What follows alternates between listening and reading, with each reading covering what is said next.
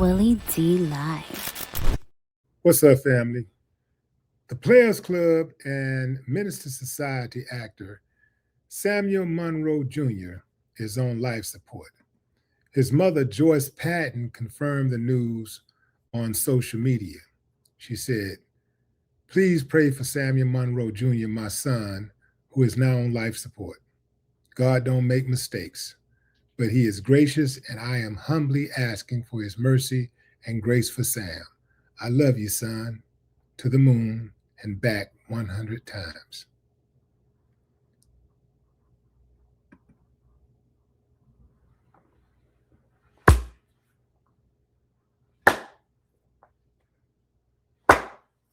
I ain't got no problem with that. Mother's love for her child is unmatched.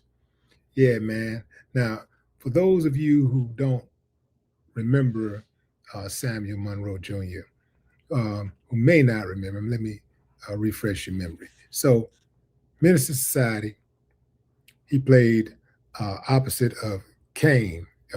He was, I think his cousin's name was Ilena. I think it was Ilena. He played Ilena's cousin.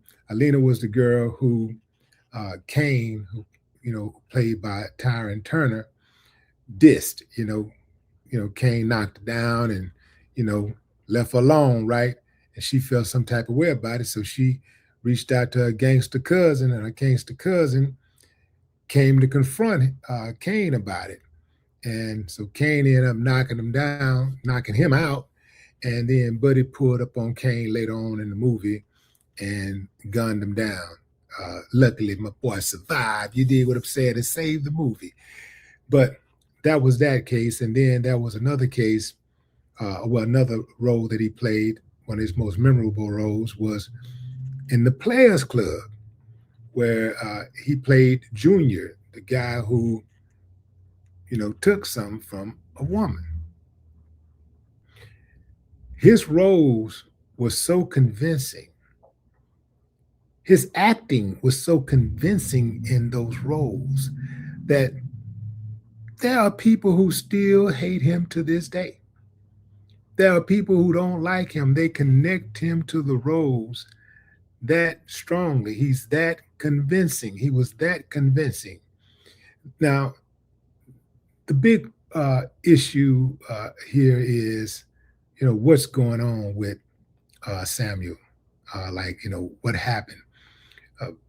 There are not any real reports out there about, his condition and how he ended up on life support. But you know me, I did a little digging and I found out that Samuel had been hospitalized previously, and he was suffering from medical complications. These reports mention him battling severe infections affecting his blood, spine, and neck. He reportedly underwent surgery that included the amputation of 2 toes due to the spread of infection. At one point, he was placed on an ECMO machine to support his heart and lungs while oxygenating his blood. So yeah, he's been having some complications. I said ECMO, which is also known as an ECMO machine, but he has been having some complications, and he's been in and out of the hospital. So it's not like this came totally out of nowhere. Hold on.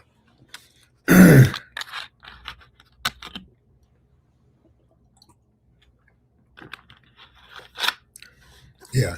So I don't know, the extent of what's going on with him, in terms of how he ended up in the position that he's in.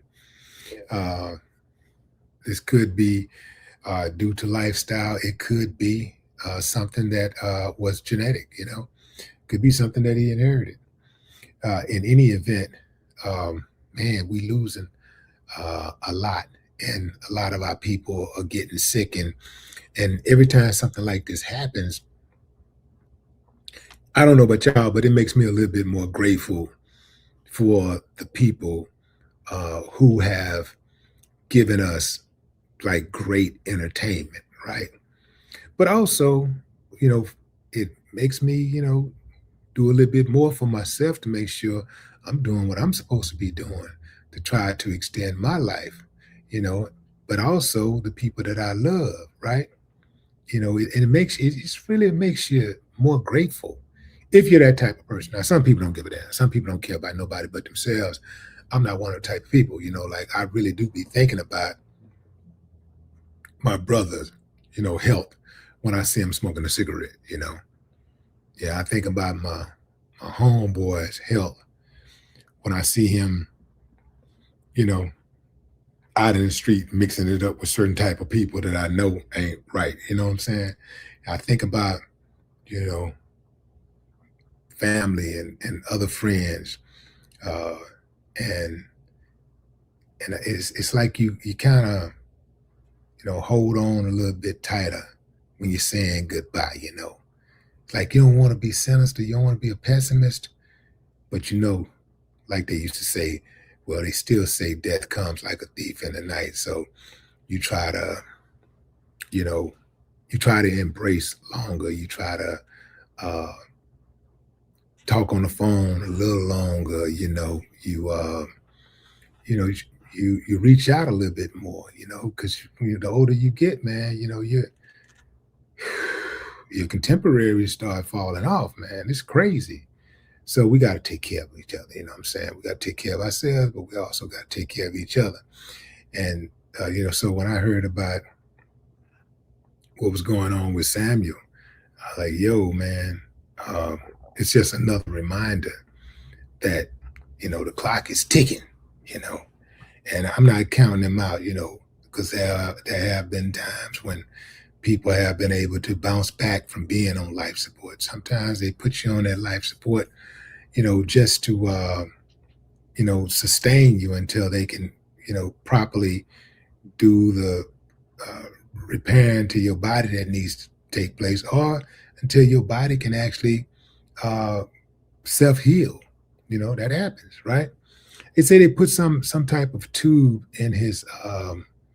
They put a tube in his windpipe, to assist him with breathing, so that they could allow um, oxygen, you know, to come through. So, um, not exactly sure what all of that means, but we do know that he is on life support. He is fighting for his life. So we want to send shots out and prayers out to his family, to his mother who broke the news on social media.